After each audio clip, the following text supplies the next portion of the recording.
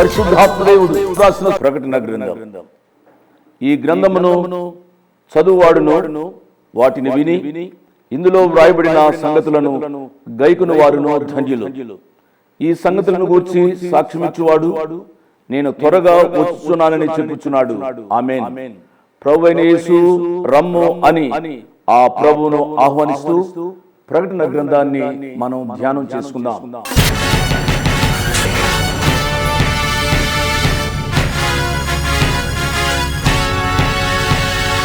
అదిగదిగో కడబూరా రోగునే త్వరలోనా, అదిగదిగో కడబూరా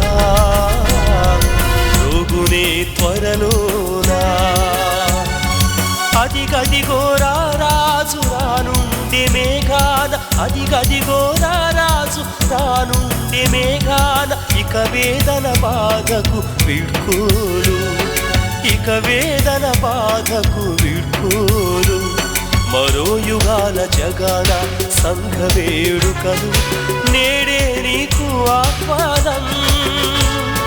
శుద్ధుడవవు యేసు రక్తాన, శుద్ధుడవవు యేసు రక్తాన, రేపటి యుగాల ప్రతి అడుగు తెలుసుకో ప్రకటన గ్రంథ ధ్యానానా, తెలుసుకో ప్రకటన గ్రంథ ధ్యానానా, తెలుసుకో ప్రకటన గ్రంథ ధ్యానానా. క్రీస్తు యేసు పరిశుద్ధ నామాన్ని బట్టి మీ అందరికీ శుభాశీస్సులు. ఎలా ఉన్నారు? బాగున్నారా? మన మొదటి స్థితి కంటే మునుపటి స్థితి ఇంకా మహావృద్ధి చెందాలి అనగా మంచి విశ్వాసము, మంచి మనస్సాక్షి కలిగి మనం జీవించాలి. ఇంత గొప్ప ఆత్మీయ అనుభవంలోకి మనం నడిపింపబడాలి అంటే రక్షణ సువార్త విని రక్షణ పొందాలి.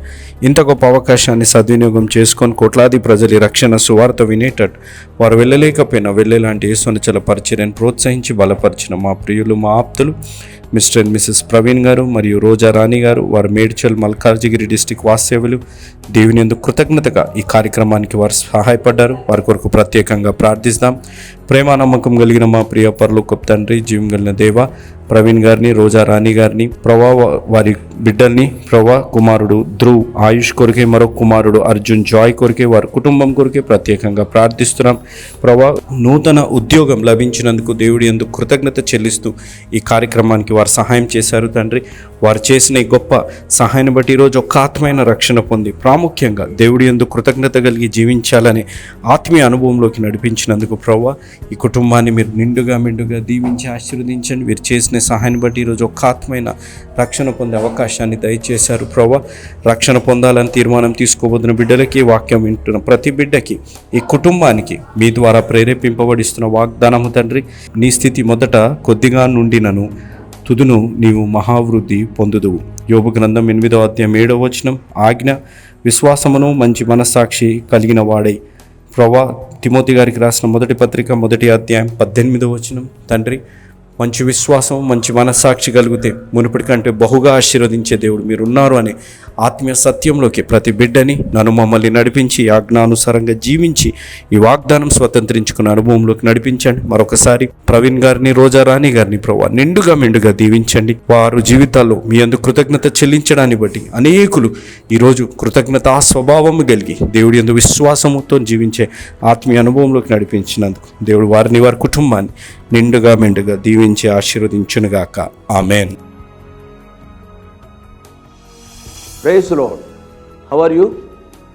ఆరోగ్యాలు ఎలా ఉన్నాయి? ఇంట్లో పరిస్థితులు ఎలా ఉన్నాయి? మంచిది, మీ ఆరోగ్యాలు బాగా ఉన్నాయని మేము ఆశపడుతున్నాం. ఎందుచేతనగా మీ కొరకు మేము ప్రార్థన చేస్తున్నాం.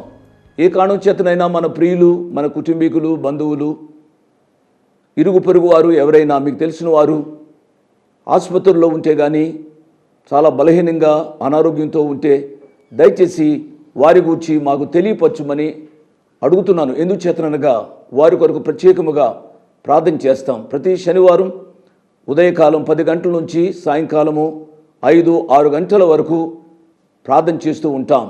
దయచేసి మా ప్రార్థనలు మీరు కోరినట్లయితే మీ ప్రార్థన మనవులు మాకు రాయమని ప్రభు పేరట మనవి చేస్తున్నాను. చాలా ఇండ్లలో పెండ్లిళ్ళు జరుగుతూ ఉంటాయి. వివాహము అన్ని విషయాలలో ఘనమైనది. కాబట్టి ముఖ్యంగా ఆడబిడ్డలకు పెండ్లి కుమారుని చూస్తూ ఉన్నప్పుడు, లేక బాబుకు పాపను చూస్తూ ఉన్నప్పుడు, పెండ్లి కుమార్తెను చూస్తున్నప్పుడు చాలా జాగ్రత్తగా ఆలోచించి ప్రార్థనాపూర్వకంగా దేవుని చిత్తాన్ని గ్రహించి పెండ్లి చేయాలని ప్రభు పేరిట మనవి చేస్తూ ఉన్నాను. తొందరపడవద్దు, ఆయా లోక విషయాలకు ఆశపడవద్దు, ప్రభు మీద ఆధారపడండి. ప్రభు మనలను అన్యాయం చేసే దేవుడు కాదు, మన బిడ్డలను అన్యాయం చేసే దేవుడు కాదు. పిల్లరా, అనేక మంది బిడ్డలను ప్రార్థనలో జ్ఞాపకం చేసుకుంటున్నాం. దయచేసి మీ ప్రార్థన మనవులు మాకు తెలియపరచడం ద్వారా స్పెసిఫిక్గా ప్రార్థన చేయడానికి అవకాశం ఉంది. ప్రభువా, ఈ దినంలో మీ పరిశుద్ధ వాక్యాన్ని వినే భాగ్యాన్ని నాకు దయచేసినందుకై మీకు స్తోత్రాలు.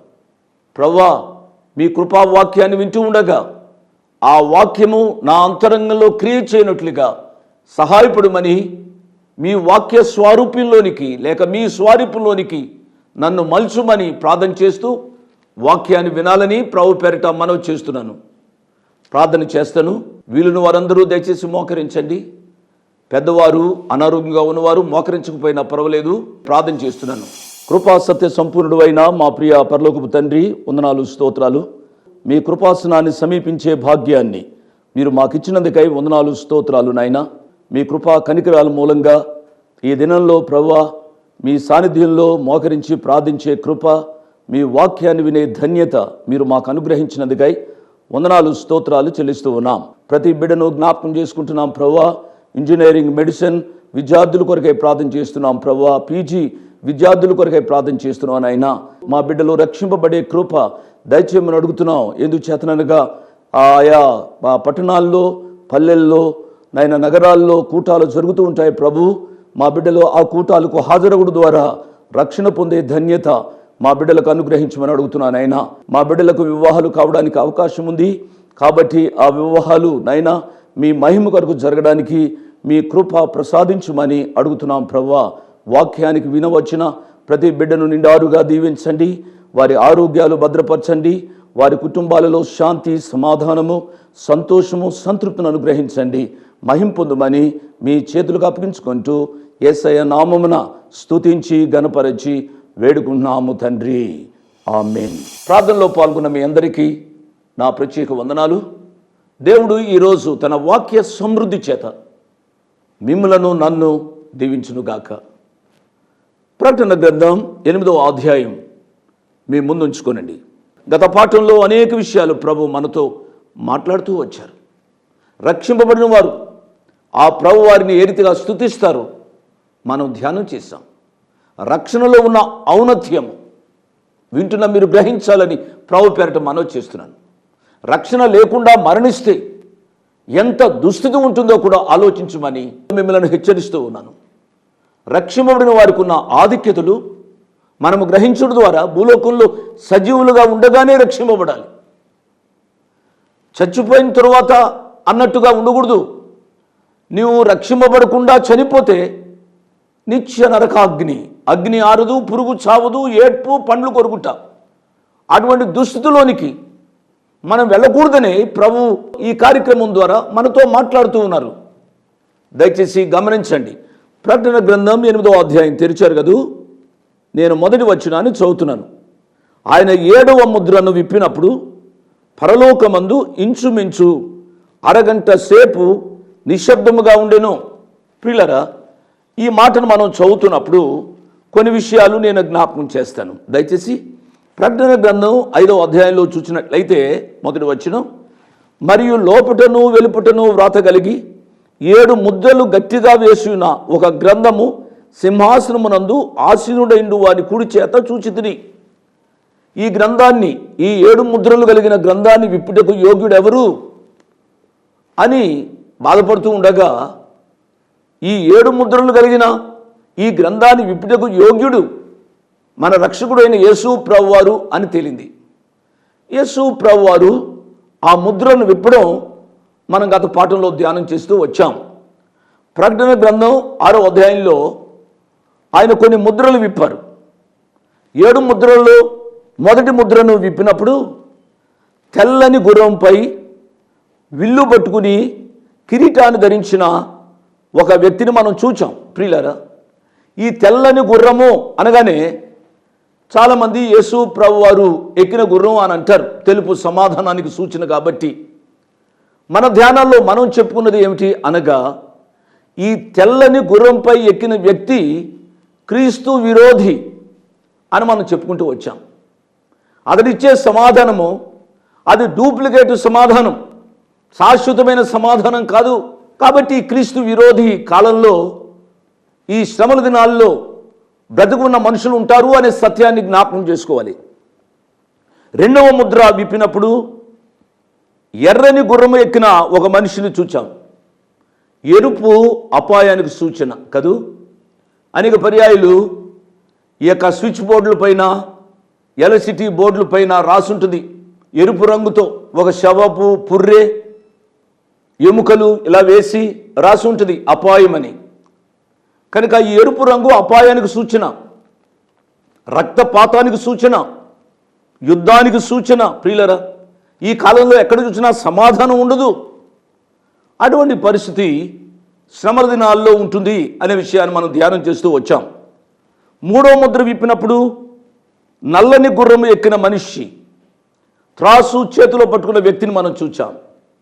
ఈ నల్లని రంగు కరువుకు సూచన అనే విషయాన్ని ధ్యానిస్తూ వచ్చాం. శ్రమల కాలంలో విపరీతమైన కరువు, తిండి ఉండదు. ప్రియులరా, దయచేసి ఆలోచించాలి. ఈ విషయాలు నేను చెబుతున్నప్పుడు చాలా జాగ్రత్తగా మీరు ఆలోచించాలి. నాలుగవ ముద్రను విప్పినప్పుడు పాండుర వర్ణము గల ఒక గుర్రము కనబడింది.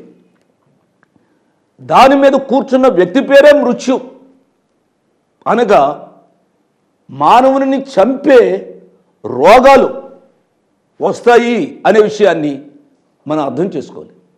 మీరు ఆలోచించారా? మొదటి గుర్రము అసమాధానము, తద్వారా యుద్ధాలు జరుగుతాయి, తద్వారా కరువు వస్తుంది, తద్వారా రోగాలు కలుగుతాయి. ప్రియులారా, ఈ విషయాలు ఆలోచించాలి. 4 ముద్రలు విప్పినప్పుడు 4 గుర్రాలపై ఉన్న విషయాలు మనం చెప్పుకున్నాం.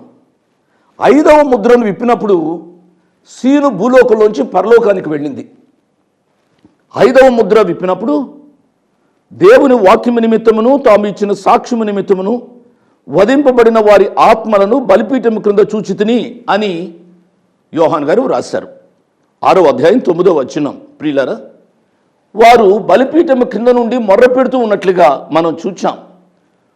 మాకు జరిగిన అన్యాయానికి ప్రతిదండన చేయమని మొరపెట్టిన అనుభవాన్ని మనము 5వ ముద్రలో చూచాం. 6వ ముద్రలో పెద్ద భూకంపం కలిగింది. సూర్యుడు కంబళి వలె నలుపాయాడు, చంద్రుడు రక్తవర్ణమయ్యారు. ఇటువంటి దుస్థితి కలిగినట్లుగా మనము 6వ అధ్యాయంలో చూచాం.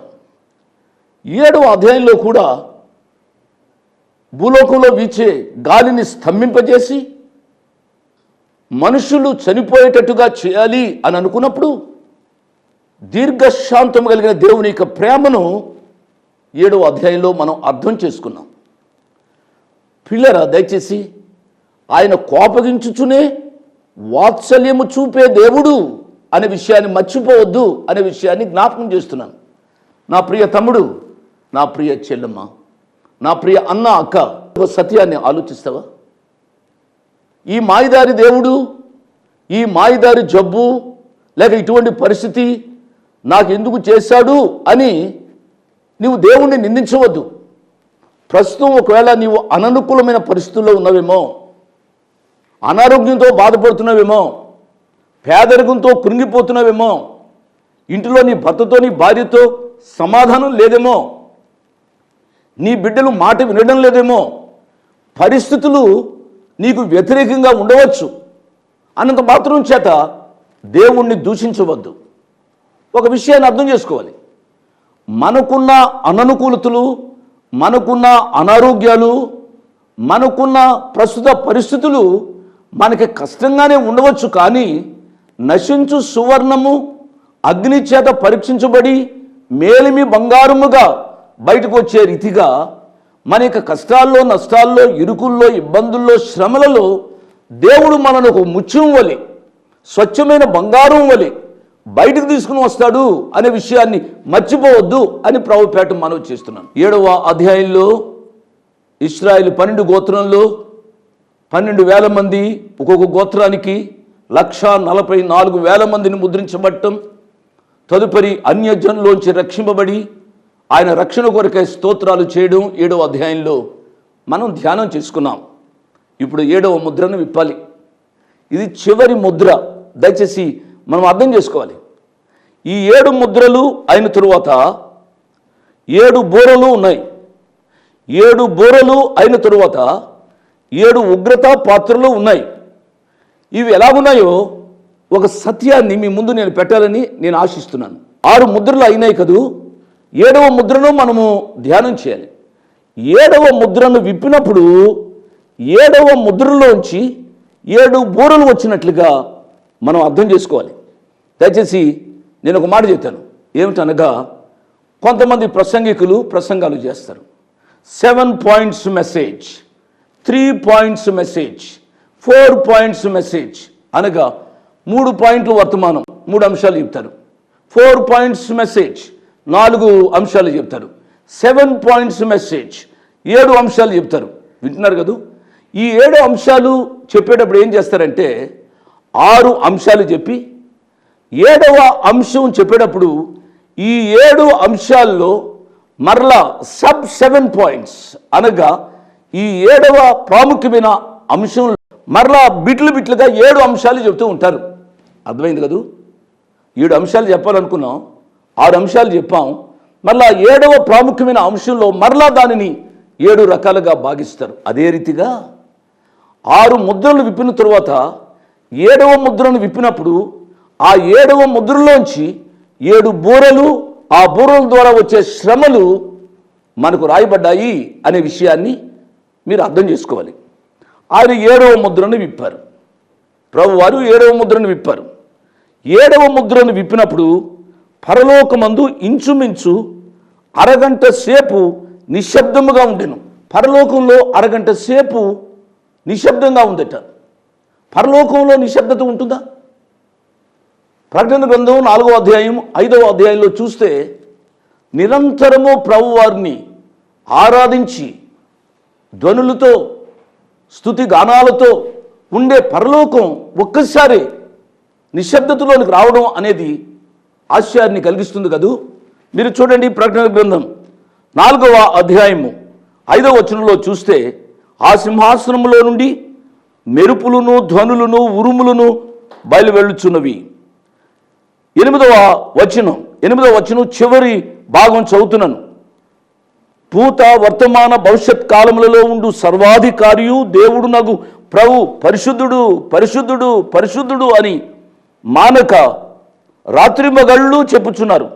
ఆ సింహాసనమునందు ఆసీనుడైండి యుగయుగములు జీవించున్న వానికి మహిమయు ఘనతయు కృతజ్ఞతాస్తుతులను కలుగునుగాకని ఆ జీవులు కీర్తించుచూ ఉండగా. 4వ అధ్యాయంలో 5వ అధ్యాయంలోనికి వచ్చేటప్పటికి మీరు చూడండి, ప్రకటన గ్రంథం 5వ అధ్యాయము 9వ వచనం. ఆ పెద్దలు, నీవు ఆ గ్రంథమును తీసుకుని దాని ముద్రలను విప్పుటకు యోగ్యుడవు, నీవు వధింపబడిన వాడవై నీ రక్తమిచ్చి ప్రతి వంశములోను, ఆయా భాషలో మాట్లాడేవారిలోను, ప్రతి ప్రజలోను, ప్రతి జనంలోను దేవుని కొరకు మనుషులను కొని మా దేవునికి వారిని ఒక రాజ్యముగాను యాజకులుగాను చేసినవి గనుక వారు భూలోకమందు ఏలుదురని క్రొత్త పాట పాడుదురు. ఇంత స్తుతి ఆరాధన పాటలతో ఉన్న ఈ పరలోకము ఒక్కసారి నిశ్శబ్దమైనట్లుగా మనం చదివాం. అరగంట సేపు నిశ్శబ్దమైంది. ఎందుకు పరలోకమందు అరగంట సేపు నిశ్శబ్దంగా ఉంది అని ఆలోచించినట్లయితే పిల్లరా, మనను ఆశ్చర్యగొలిపే విషయాలు మనం ఆలోచించబోతున్నాం. పరలోకము అంత నిశ్శబ్దంగా ఉండడానికి 6 ముద్రలు విప్పినప్పుడు ఇన్ని బాధలు చూచమే.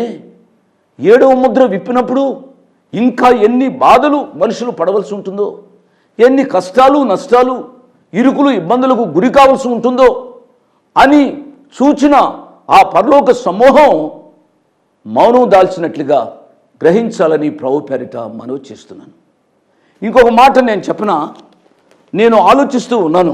పరలోకమందు అరగంట సేపు నిశ్శబ్దత ఎలా ఉంటుంది అని నేను ఆలోచించినప్పుడు ఒక దినానికి 24 గంటలు 24 గంటలు 1440 నిమిషాలు 1440 నిమిషాలు 24 గంటలు ఒక రోజు 24 గంటలు ఇంటూ 60 1440 నిమిషాలు. ప్రియులారా, పేతురు భక్తుడు రాశాడు ఒక మాట, ఒక దినము 1000 సంవత్సరాలు. దేవుని యొక్క దృష్టిలో ఒక దినము 1000 సంవత్సరాలు అనుకుంటే 30 నిమిషాలు ఎంతకాలం అవుతుంది అనేది నేను లెక్కగడుతున్నప్పుడు 30 నిమిషాలు దేవుని యొక్క దృష్టిలో 20 సంవత్సరాలు. నా ప్రియులారా, ఈ క్యాలిక్యులేషన్, ఈ లెక్క నేను ఎందుకు చెబుతున్నాను అనగా దేవుని యొక్క దీర్ఘశాంతం, మానవుని పట్ల దేవుని యొక్క దీర్ఘశాంతం ఆలోచించాలని ప్రభుపేట మనవి చేస్తున్నాను. ఇంతగా దేవుని యొక్క సువార్త చెప్పబడుతున్నప్పుడు కూడా మనుషులు మారకపోవడానికి దేవునికి కూడా ఆశ్చర్యం కలగజేస్తుంది కదూ. అదే ఇర్మియా భక్తుడు అన్నాడు, గిలాదులో గుగ్గిలం ఏమీ లేదా, అక్కడ ఏ వైద్యుడును లేడా, అక్కడ వైద్యుడుంటే నా ప్రజలు ఎందుకు స్వస్థత పొందకపోవచ్చున్నారు. ఇర్మియా గ్రంథం 8వ అధ్యాయం 22వ వచనం మీరు చదవండి ప్రియులారా. కాబట్టి ఇటువంటి పరిస్థితులు ఉన్నప్పుడు దేవుని యొక్క సువార్త ఇంత విరివిగా చెప్పబడుతున్నప్పుడు కూడా మనుషులు ఇంకా హృదయాన్ని కాఠిన్యం చేసుకుని రక్షింపబడకపోవడానికి కారణం ఏమిటి? రక్షింపబడని నా ప్రియ తమ్ముడు, నా ప్రియ చెల్లి, నువ్వు జవాబు చెప్పాలి. ఎంతకాలం త్రాగుతావయ్యా? ఎంతకాలం తిరుగుతావయ్యా? ఎంతకాలం ఇంకా పాపంలో జీవిస్తావు? అమ్మా ఆలోచించాలి. అమ్మా, నా ప్రియ యవనస్తుడు, నా కుమారుడా, నా ప్రియ యవనస్తురాల, నా ప్రియ కుమార్తె, ఎంతకాలం ఇంకా నువ్వు ఈ రీతిగా జీవిస్తావు? నీ హృదయంలోనికి యేసు ప్రభువాన్ని ఇంకా ఆహ్వానించకుండా బయటనే ఎంతకాలం పెడతావో ఆలోచిస్తావా? పరలోకము అరగంట సేపు నిశ్శబ్దముగా ఉండెను. ఎటువంటి శ్రమలు రాబోతున్నాయో అటువంటి పరిస్థితుల్లో దేవుని వాక్యం ఇంకా ఈ రీతిగా సెలవిస్తుంది. అంతటా నేను దేవుని ఎదుట నిలుచు 7 దూతలను చూచితిని, వారికి 7 బోరలు ఇవ్వబడిన. ఇవి 7 దూతలకు ఇవ్వబడిన 7 బోరలు. పిల్లరా, దేవుని ఎదుట నిలుచు. దేవుని ఎదుట కొంతమంది దూతలు నిలుస్తారు అన్న మాట దయచేసి అర్థం చేసుకోవాలి. ఈ దూతలను ఏమంటారు అనగా సన్నిధి దూతలు అంటారు.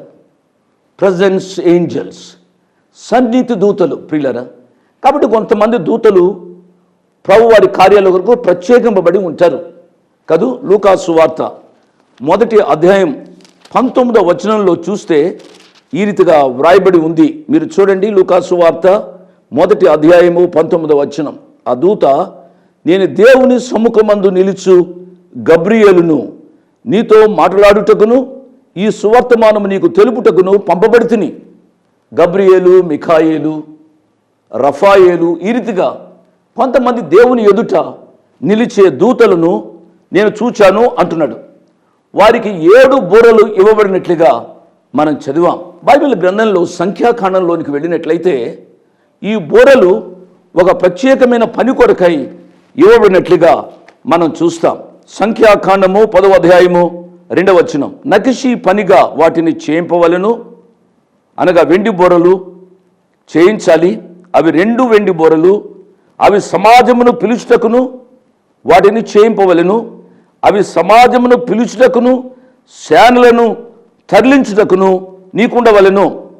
2 వెండి బోరలు చేయాలి. 3 వెండి బోరలు కాదు, 1 వెండి బోర కాదు, 4 కాదు, 2 వెండి బోరలు. 2 అనే మాట సాక్ష్యానికి గుర్తు. కాబట్టి ఈ 2 వెండి బోరలు ఎందుకు అనగా సమాజాన్ని పిలవడానికి, సమాజాన్ని తరలించడానికి వాడబడి ఈ వెండి బోరలు అని గ్రహించాలని ప్రభు పేరిట నేను మనవి చేస్తున్నాను. మీరు చూడండి 9-10 వచనాలు, అదే 10వ అధ్యాయము 9-10 వచనాలు. మిమ్మల్ని బాధించు శత్రులకు విరోధముగా మీ దేశంలో యుద్ధమునకు వెళ్ళినప్పుడు ఆ బూరలు ఆర్భాటముగా ఊదవలెను. అప్పుడు మీ దేవుడైన యెహోవా సన్నిధిని మీరు జ్ఞాపకమునకు వచ్చి మీ శత్రుల నుండి రక్షింపబడుదురు. ప్రియులారా, ఈ 7 బూరలు ఊదిన అనుభవం మనకు తెలుసు. నేను ఈ మాటలు చెబుతున్నప్పుడు కొంతమంది ఎప్పుడు ఆలోచిస్తూ ఉంటారు, ఎరుకో గోడలు ఎరుకో గోడలు కూలిపోయిన ఎప్పుడు అనగా 7 బోరలు ఊదినప్పుడు. ప్రియులరా, ఈ 7 దూతలు 7 బోరలు పట్టుకుని వారు ఊదడానికి సిద్ధంగా ఉన్నారు. తద్వారా లోకంలో సాతానుడు ఓడించబడాలి అనేది దేవుని యొక్క ఉద్దేశం. నేను ముగించే ముందు ఒక మాట చెప్తున్నాను. దేవుని యొక్క బోర ఊదినట్లుగా దేవుని యొక్క వాక్యము నీ ముందుకు వచ్చింది. దేవుని యొక్క స్వరాన్ని విన్నావు. దేవుని యొక్క స్వరాన్ని విన్న నీవు ఇంకా పాపములో కొనసాగడానికి నువ్వు ఇష్టపడుతూ ఉంటే జాగ్రత్త.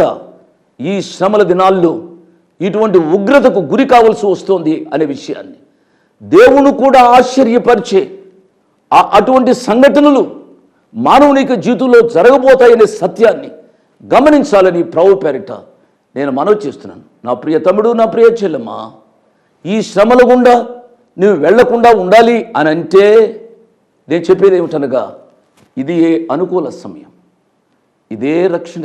ఇంకా నీవు సజీవంగా ఉండగా యేసు ప్రభు వారికి నీ హృదయాన్ని ఇచ్చి రక్షింపబడుమని ప్రభు పేరిట మనవి చేస్తున్నాను.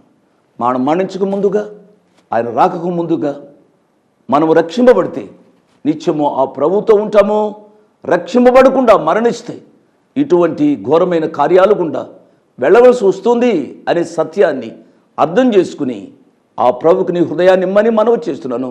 అట్టి కృప పరిశుద్ధాత్మదేవుడు వాక్యం విని ఇంకా రక్షింపబడని బిడ్డలకు దయచేను గాక. ఆమేన్. Praise the Lord. మీ ముందుకు రావడానికి ఒక ప్రాముఖ్యమైన కారణం, మేము ఈ టీవీ పరిచర్యని ఎందుకు ప్రారంభించాం, ప్రాముఖ్యంగా తండ్రి అయిన నాన్నగారు, కీర్తిశేషులైన నాన్నగారు జోష్ అన్నగారు ఎందుకు ప్రారంభించారు అనేది వారి మాటల్లోనే విందాం.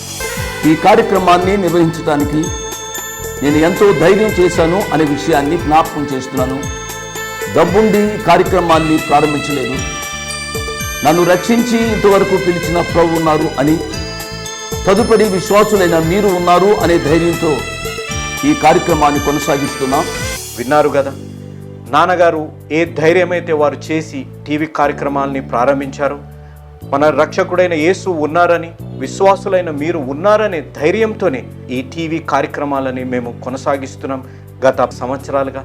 ఇక ముందు కూడా మేము కొనసాగించాలి అని అంటే మీలో విశ్వాసులైన మీరు, ప్రేరేపింపబడ్డ వారు మీరు, వచనం వెంబడి వచ్చిన ధ్యానాలు జోషన్న గారివి, పాయింట్ వైజ్ ధ్యానాలు జాన్ స్పర్జన్ గారివి, హీరోస్ ఆఫ్ ది బైబిల్ అనే సిరీస్ ధ్యానాలు భక్త్ సింగ్ నావి కొనసాగేటట్టు మీరు ప్రేరేపింపబడితే, మీరు సహాయం చేసి మీరు నేరుగా నాతోని మాట్లాడవచ్చు.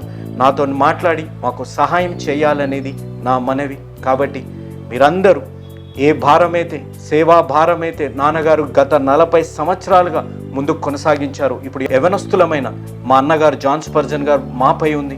కాబట్టి మీరు కూడా ఏ విధంగా నాన్నగారిని అయితే ప్రోత్సహించారు, నాన్నగారిని ఆదరించారు, మమ్మల్ని కూడా ఆ విధంగానే ప్రోత్సహించి ఆదరిస్తారని నమ్ముచు సెలవు తీసుకుంటున్నాను. దేవుడు మిమ్మల్ని దీవించి ఆశీర్వదించునుగాక.